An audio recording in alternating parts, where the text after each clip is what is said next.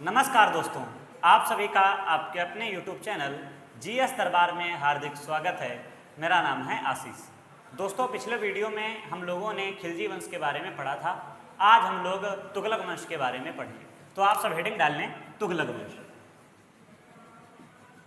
तुगलक वंश। देखो, जितना भी मध्यकालीन भारत हो या आधुनिक भारत हो, इसमें आपको सन जरूर याद रखने हैं, क्योंकि सन से ये चीज़ें स्पष्ट हो जाती हैं कि उस समय कौन सा शासक गद्दी पर बैठा था। तो अगर तुगलक वंश की बात करें तो हम कहेंगे 1320 से 1300 या 1414 तक। 1320 से 1414 तक। इसके पहले बात करें तो ये तुगलक वंश किस में आएगा, तो ये है दिल्ली सल्तनत में की बात चल रही है। दिल्ली सल्तनत। दिल्ली सल्तनत में सबसे पहले हम लोगों ने जो है गुलाम वंश पढ़ा था, और गुलाम वंश के बारे में फिर हम लोगों ने खिलजी वंश के बारे में पढ़ा है। तो जिन लोगों ने इन वीडियो को नहीं देखा है, आप उन वीडियो को देख लें, जिससे कि और आपको जो है चीज़ें स्पष्ट समझ में आए। तो हम लोगों ने बात की थी तुगलक वंश 1320 ईस्वी से 1414 तक। अब बात आती है कि तुगलक वंश की स्थापना किसने की थी। तो संस्थापक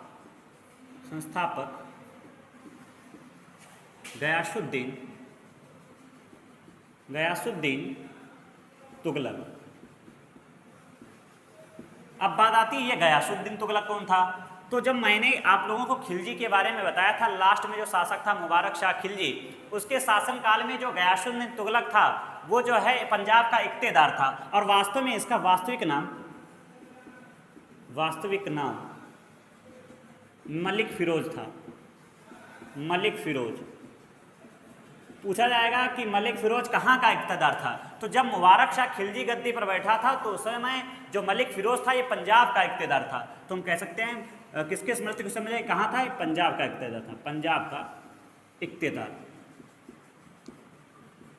लेकिन जब ये मुबारक शाह की हत्या कर दी जाती है, उसके बाद में ये गयासुद्दीन तुगलक के नाम से गद्दी पर बैठ जाता है। तो कब से कब तक गद्दी पर बैठा, तो 1320 ईस्वी से 1325 ईस्वी तक। इसका शासनकाल ज़्यादा दिन तक नहीं रहा है। इसके बारे में क्या क्या पॉइंट बनते हैं आपको वो जानना है। देखो, सबसे पहले बात आती है कि इसने नहरें बनवाई या नहरों का निर्माण कार्य कराया। इसने जो है नहरों का निर्माण कार्य कराया। और बाकी और क्या काम किया इसके अलावा,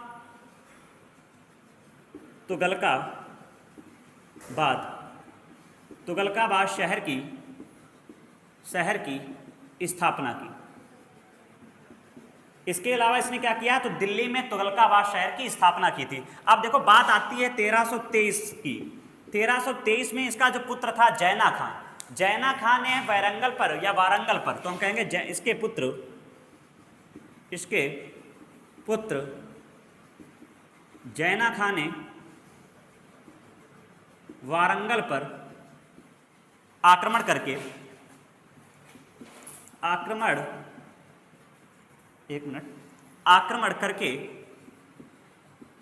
उसको जीत लिया।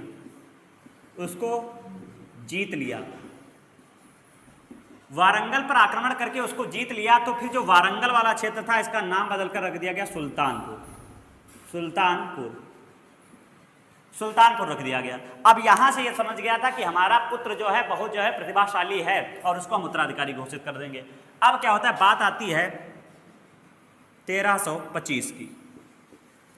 1325 में देखो, अलाउद्दीन खिलजी के बाद उससे उधर क्या काम शुरू हुआ था, तो ये लोग दक्षिण की ओर आक्रमण करना शुरू कर देते। अब जितने भी बाद में गुलाम वंश के बाद में, या कह सकते हो खिलजी वंश के बाद में जितने भी शासक हुए, वो लोग दक्षिण की ओर ज़्यादा आक्रमण किया करते थे। तो उस समय इसने बुगारा का विद्रोह किया। बुगारा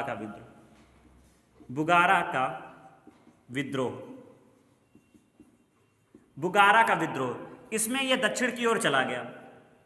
और इसके पहले छोटी सी एक बात और समझ लीजिए कि इसके शासनकाल में निजामुद्दीन औलिया,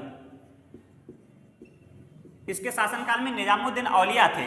और निजामुद्दीन औलिया ने जो है इसे क्या कह सकते हो, तुगलक को, या कह सकते हो गयासुद्दीन तुगलक को एक उपाधि दी थी, महबूब महबूब ए उलाही, महबूब ए उलाही की उपाधि दी थी। और गयासुद्दीन तुगलक ने इन्हें जो है कह सकते हो निजामुद्दीन औलिया को 5 लाख टंके दिए थे, 5 लाख टंके दिए थे।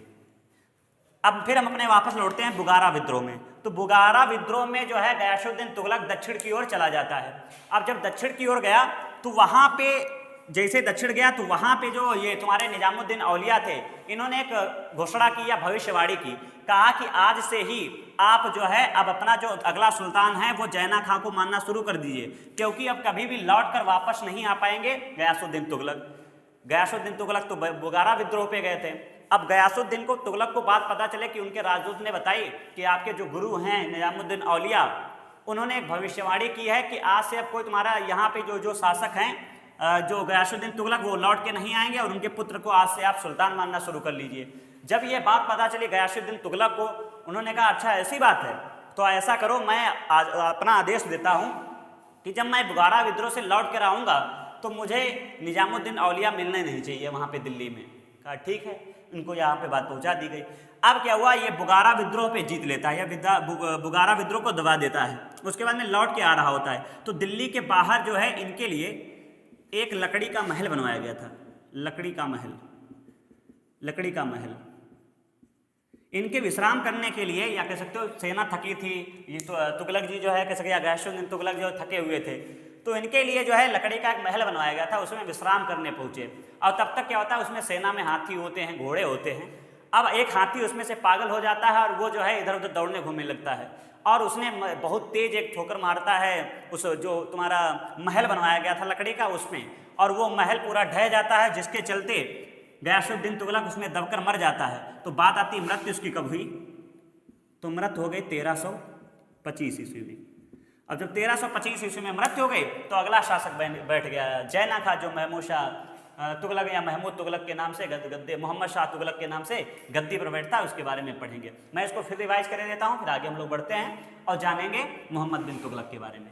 हमने ये बताया तुगलक वंश, तुगलक वंश से पहले चल रहा था खिलजी वंश, उसके बारे में हम लोग पढ़ चुके हैं।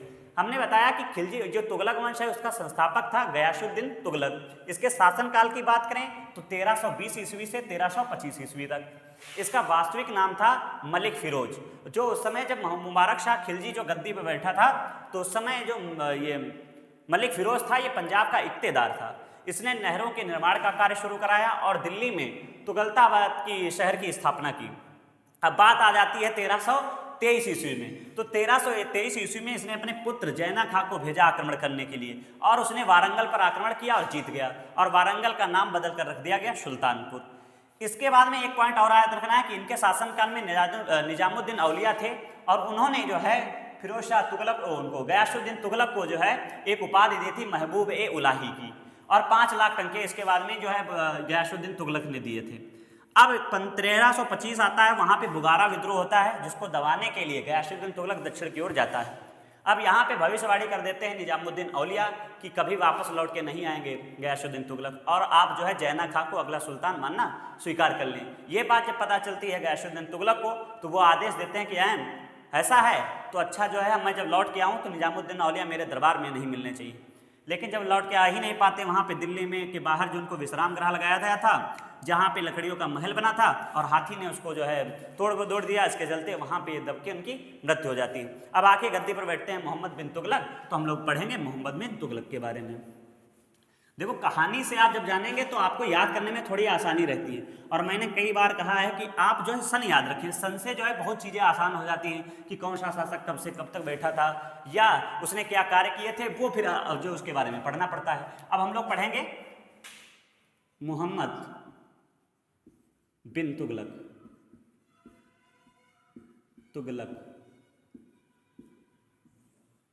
अगर इसके शासनकाल की बात करें तो 1325 ईस्वी से 1351 ईस्वी तक। अब देखो कह सकते हो ये दिल्ली सल्तनत में सबसे ज़्यादा पढ़ा लिखा इंसान था और लेकिन इसे पागल सुल्तान घोषित कर दिया गया। तो अगर पूछा है इसकी उपमा किसकी दी गई तो लिखो इसे पागल सुल्तान की उपमा दी गई, पागल सुल्तान की उपमा दी गई। इसका जो है वास्तविक नाम क्या था, इसका वास्तविक नाम था कह सकते हो जैना खां। जैना खां। और इसने एक उपाधि धारण की थी, उपाधि उलूग खां की, उलूग खां। उलूग खां का मतलब होता है विश्व का खान, विश्व का खान। यह एक फारसी और अरबी का विद्वान था। यह जो है फारसी और अरबी का विद्वान था। देखो ये पढ़ा लिखा बहुत था, ये फारसी जानता था, ये अरबी जानता था, लेकिन इनकी जो जनता थी वो इनसे बहुत ज़्यादा परेशान रहती, क्योंकि ये पढ़ा लिखा है, जनता पढ़ी लिखी नहीं है। तो ये कोई नियम चलाता, थोड़े दिन बाद 2 दिन चलता यार, 4 दिन चलता, उसके बाद फिर नियम ध्वस्त हो जाता, फिर ये दूसरा नियम चलाता, फिर थोड़े दिन चलता, ध्वस्त हो जाता। तो जनता इसके नियमों पर से परेशान हो गई थी, और बचा कुचा ये ज़्यादा दिमाग लगाता था, जिसके चलते इसके शासनकाल में बहुत ज़्यादा विद्रोह हुए। तो लगभग हम कह सकते हैं इसके शासनकाल में उत्तर में 7 और दक्षिण में 27 विद्रोह किए।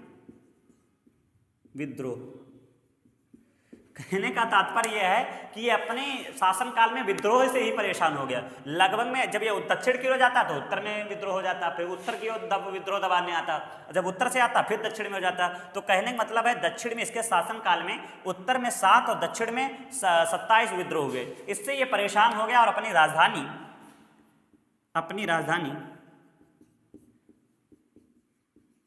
राजधानी देवगिरी को स्थानांतरित की।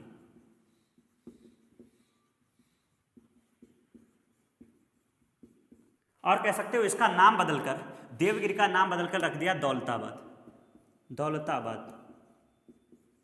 और इसका नाम बदलकर देवगिरी का रख दिया दौलताबाद। अब ये क्यों दक्षिण की ओर अपना राजधानी ले गया था, उसका कारण ये था कि जब ये अब दक्षिण की ओर ज़्यादा विद्रोह होते थे, दक्षिण की ओर ट्रांसफर कर दी, बाकी उत्तर में भी हो रहे थे, इसलिए इसे पागल सुल्तान कहा गया था। क्यों? क्योंकि इसको जनता समझ ही नहीं पा रही थी, ना ये जनता को समझ पा रहा था। आगे क्या होता है, इसके शासनकाल में 1323 में मोरक्को से एक व्यक्ति आया था जिसका नाम है इब्न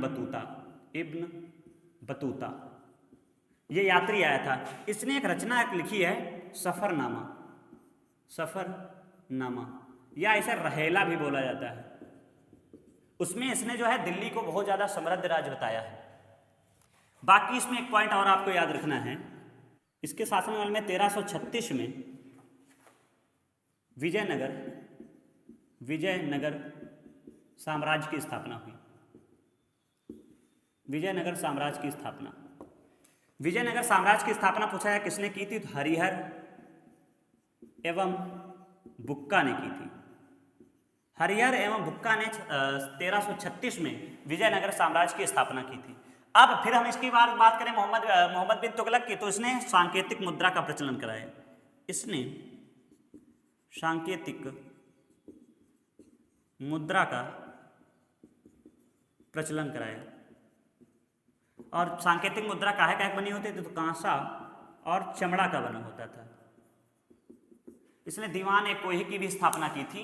तो ये तो बात हुई लगभग में मोहम्मद बिन तुगलक की। और आप इसमें ये याद रख सकते हैं 1325 में एक विद्रोह में 1351 में एक विद्रोह में इसकी मृत्यु हो जाती है। तो ये शासनकाल रहा है मोहम्मद बिन तुगलक का। इसे पागल सुल्तान कहा गया है। इसका वास्तविक नाम जैना खां था और उपाधि इसकी थी उलोग खां, जिसे विश्व का खान कहा जाता है। यह फारसी और अरबी का महान विद्वान था और इसके शासनकाल में उत्तर में 7 और दक्षिण में 27 विद्रोह हुए। इसने अपनी राजधानी देवगिरी को बनाया और इसका नाम बदलकर दौलताबाद रख दिया। इसने सांकेतिक मुद्रा का प्रचलन कराया था जो कांसा और चमड़ा के बने होते थे। इसके शासनकाल में 1323 में मोरक्को से इब्न बतूता आया, जिसने सफरनामा या कह सकते हो रहेला नामक पुस्तक की रचना की, जिसमें इसने दिल्ली को समृद्ध शहर बताया है। और 1336 में विजयनगर और की स्थापना की गई। किसने की? हरिहर एवं बुक्का। इसके अलावा इसने बलूचिस्तान वाले क्षेत्र में कह सकते हो मोहम्मद बिन तुगलक ने अपना क्षेत्र बढ़ा लिया था। और फिर आखिरकार क्या होता है, 1325 में एक विद्रोह में इसकी मृत्यु हो जाती है। इतिहासकार कहते हैं कि जनता को जो है शासक से और शासक को जनता से मुक्ति मिल गई। तो ये तो बात हुई है मोहम्मद बिन तुगलक की। अब हम लोग आगे बात करेंगे फिरोज शाह तुगलक की। तो आप सब हेडिंग डाल लें, फिरोज शाह तुगलक। देखो हम लोग जो है इसे शार्ट में पढ़ रहे हैं, जब कभी नंबर लगेगा तो हम लोग इसे विस्तृत रूप में पढ़ेंगे। जिस प्रकार से हमने आधुनिक भारत की सीरीज शुरू की थी, जिसमें शायद मैंने रणजीत सिंह तक पढ़ा दिया है, मौका मिलेगा तो हम उस सीरीज को फिर बढ़ाएंगे। तो अगर आप इच्छुक हैं तो वहाँ से भी आप देख सकते हैं कि आधुनिक भारत में कैसे क्या क्रियाकलाप रहा है। अब हम लोग हेडिंग डालेंगे फिरोज शाह तुगलक। फिरोज शाह तुगलक। तो इसके शासन की बात करें 1351 से 1388, 1351 से 1388 ईस्वी। देखो इसे जो है सबसे परोपकारी शासक कहा जाता है, तो यह सबसे परोपकारी शासक था। अब ये बहुत ज़्यादा परोपकारी शासक था, इससे जनता भी खुश रहती थी, इसलिए इसे सल्तनत काल का अकबर कहा जाता है। देखो आप सब तैयारी करते रहें, अभी जब मेरा सिलेबस ये सभी समाप्त हो जाएंगे फिर हम लोग जो है क्वेश्चन सीरीज करना शुरू करेंगे। आप भरोसा करें कि आपके क्वेश्चन इससे बाहर नहीं जाएंगे, बस आपको पूरा मन लगा के पढ़ना है, पूरा वीडियो देखना है, और इसके अलावा आपको लगातार रिवाइज करते रहना है। जब आप लगातार बार बार पढ़ेंगे, चीज़ों को याद करेंगे, तो पेपर में आपको आसान बहुत हो जाता है। जैसे माना कि 4 क्वेश्चन आए, जैसे मान लो 1 क्वेश्चन आया, उसके 4 ऑप्शन होते हैं। अगर आपने थोड़ा भी बहुत पढ़ा होगा तो उसमें 2 क्वेश्चन तो ऐसे हो जो आपको लगता है कि ये तो बिल्कुल नहीं है, फिर 2 बचते हैं। अब आप उसमें से तुक्का भी मार देंगे तब भी आपके सामने 2 ही हैं, तो लगभग जो है सभी सही होने की संभावना अधिक रहती है।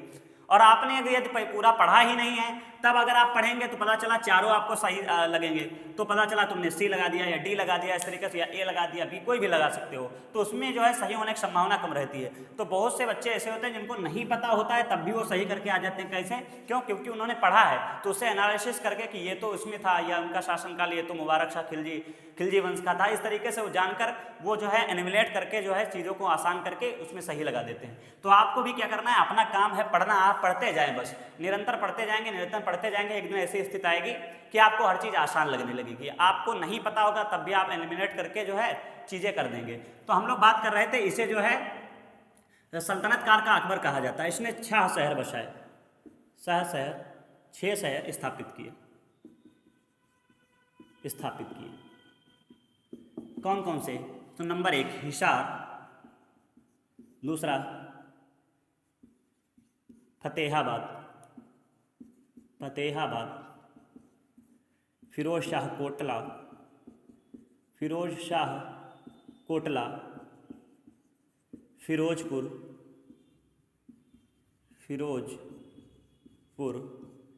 इसके अलावा फिरोजाबाद,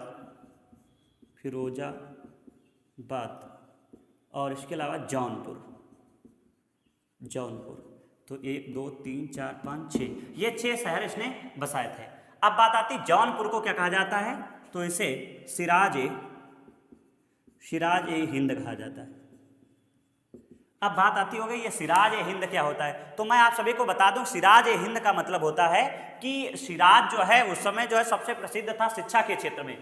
तो इसने फिरोज शाह तुगलक ने कहा था कि हम भी शिक्षा के क्षेत्र में बढ़ावा देंगे और जो है हम अपने यहाँ सिराज ए हिंद बनवाएंगे। तो वही सिराज जो शहर था वही क्या है, तुम्हारा सिराज ए हिंद है। आगे बात करें, ये जो फिरोजाबाद है इसे कांच नगरी कहा जाता है।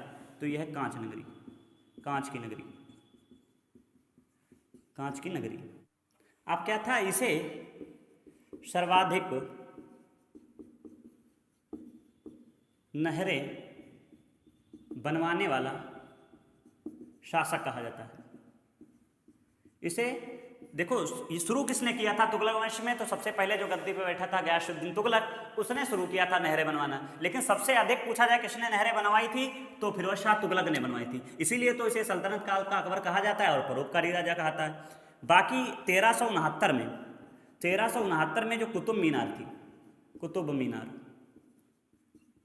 मीनार पे बिजली गिर गई थी। बिजली के गिरने से वहाँ जो ऊपरी वाली मंजिल थी वो उसमें जो है कह सकते हो उसमें क्षतिग्रस्त हो गई थी, तो उसका जो है निर्माण करवाया था फिरोज शाह तुगलक ने। तो क्या कुतुब मीनार का निर्माण कराया। निर्माण मतलब शुरुआत से नहीं बनवाया था। अगर यहाँ पे हम कुतुब मीनार की बात करें तो आप सभी को पता है कुतुबुद्दीन ऐबक ने जो है निर्माण कार्य शुरू कराया था 1199 में।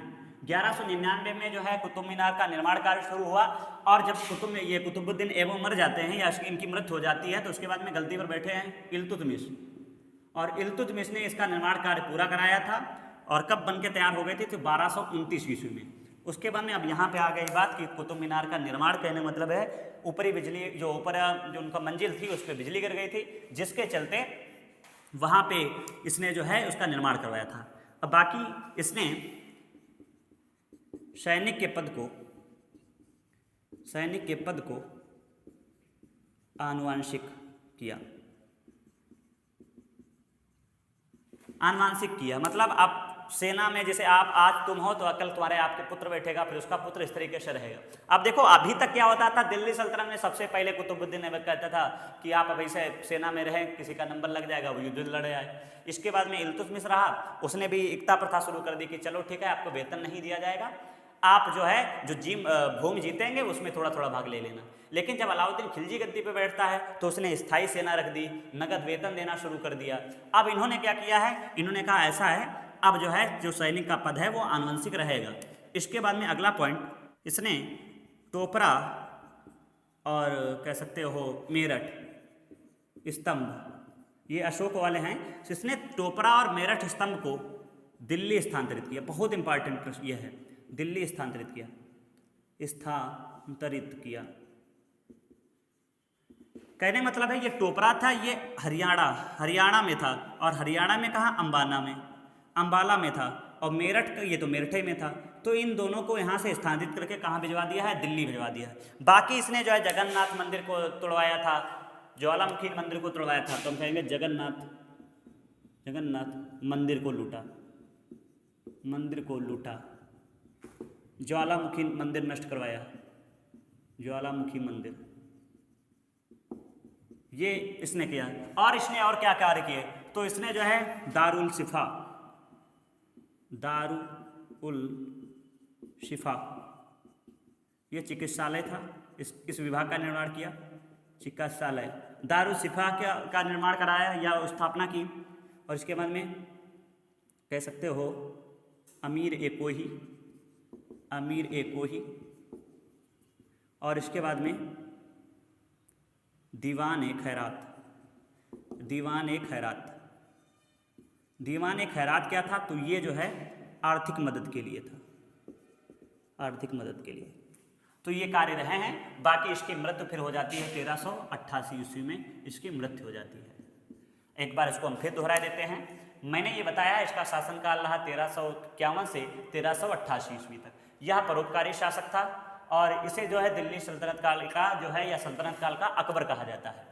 इसने 6 शहरों की स्थापना की, हिसार, फतेहाबाद की बात करें तो ये अपने बेटे के नाम पर स्थापित किया था, फिरोज शाह कोटला, फिरोजपुर, इसके बाद फिरोजाबाद को कांच की नगरी कहा जाता है, जौनपुर सिराज हिंद कहा जाता है। ये 6 शहरों की स्थापना की। इसे सर्वाधिक नहरें बनवाने वाला शासक कहा जाता है। 1669 में कुतुब मीनार पे बिजली गिर गई थी, जिसके चलते वो जो ऊपरी मंजिल थी वो क्षतिग्रस्त हो गई थी, उसका इसने निर्माण कराया। इसने सैनिक के पद को आनुवंशिक कर दिया, और इसने टोपरा अभिलेख स्तंभ और मेरठ स्तंभ को जो है टोपरा को हरियाणा और मेरठ से लेकर दिल्ली स्थानांतरित कर दिया। बाकी आपको बात बताएं यहाँ पे, तो इसने जगन्नाथ मंदिर को लूटा, ज्वालामुखी मंदिर का निर्माण कार्य कराया, ज्वालामुखी मंदिर को जो है लूटा। इसके अलावा दारुल शिफा, अमीर ए कोही, दीवान ए खैरात की स्थापना करवाई। बाकी इसकी मृत्यु जो है 1388 ईस्वी में हो गई। अब इसके बाद में क्या होता है कि कैसे क्या शासन चला और किस प्रकार से तुगलक वंश का अंत हो गया, उसके बारे में थोड़ा जान लेते हैं। उसके बाद में ये आपका तुगलक वंश समाप्त हो जाएगा।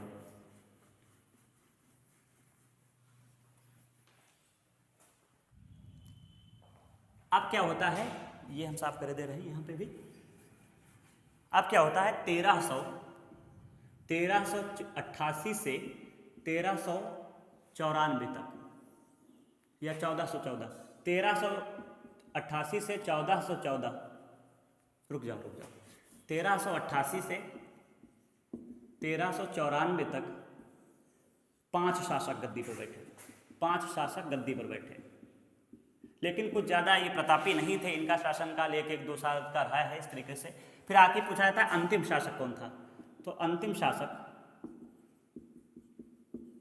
नसीरुद्दीन नसीरुद्दीन महमूद थे। इनके शासनकाल की बात करें तो 1394 से 1414, इनका शासनकाल 1394 से 1414 तक रहा है। अब इनका एक मंत्री था जिसका नाम था खिज्र खां। और खिज्र खां ने इनकी जो नसीरुद्दीन महमूद थे इनकी हत्या कर देता है और स्वयं गद्दी पर बैठ जाता है, सैयद वंश की स्थापना करके। सैयद वंश की स्थापना की। सैयद वंश की स्थापना किसने की थी? तो खिज्र खां ने की थी। तो आज हम लोगों ने तुगलक वंश के बारे में पढ़ा है। आप सभी को ये वीडियो कैसा लगा है कमेंट करके जरूर बताएं। बाकी देखो, जब मैं पढ़ाता हूँ उसके बाद में उसके जो जैसे मान लो मैं खिलजी वंश पढ़ा था उसके मैंने क्वेश्चन कराए, जैन धर्म पढ़ा था उसके क्वेश्चन कराए, तो जितनी चीज़ें इसमें छूटती हैं मैं उनको क्वेश्चन में पूरा कराने की कोशिश करता हूँ। तो आप सब इसको पढ़ के फिर मैं क्वेश्चन कराऊंगा, आप उसको जरूर कर लिया करें। बाकी जिन लोगों ने क्वेश्चन नहीं किए हैं आप प्ले लिस्ट में जाके वहाँ से क्वेश्चन कर सकते हैं। धन्यवाद।